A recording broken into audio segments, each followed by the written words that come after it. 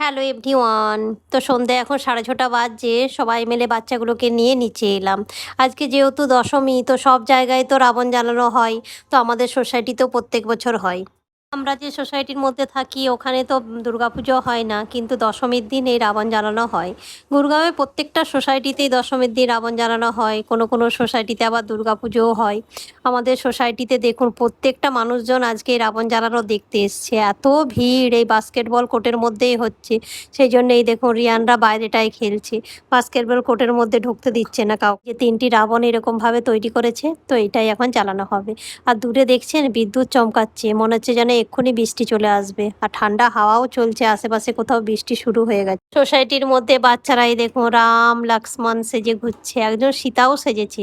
প্রচুর ভিড় এখানে, প্রত্যেকটা সোসাইটির মানুষজন এসছে, আজকে এই রাবণ জ্বালানো হচ্ছে। সোসাইটিতে এমনি যে কোনো অনুষ্ঠান, যেমন নবরাত্রি হলো কিছুদিন আগে, তো সোসাইটির প্রত্যেকটা মানুষ সুন্দরভাবে সেলিব্রেট করে। আজকে যেমন দশমী, তো দশমীর দিন রাবণ পোড়ানো সুন্দরভাবে সেলিব্রেট করছে। যে বাচ্চাগুলি রাম লক্ষ্মণ আর সীতা সেজেছে তাদের সঙ্গেই দেখুন দাঁড়িয়ে দাঁড়িয়ে সবাই ফটোও তুলছে। সোসাইটি প্রত্যেকটা মানুষজন সুন্দরভাবে সেজেছে দেখুন তিনজনে। তো চলুন, হয়ে গেছে টাইম, এরপর সবাইকে এখান থেকে বার করে দিয়েছে, এরপর রাবণ জ্বালানো হবে।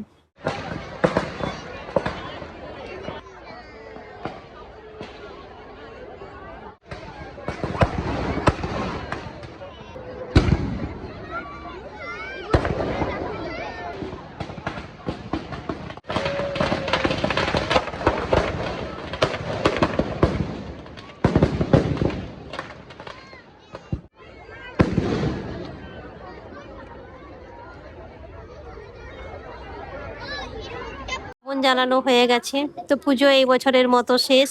তো চলুন বাড়ি ফিরি আমরা এরপর।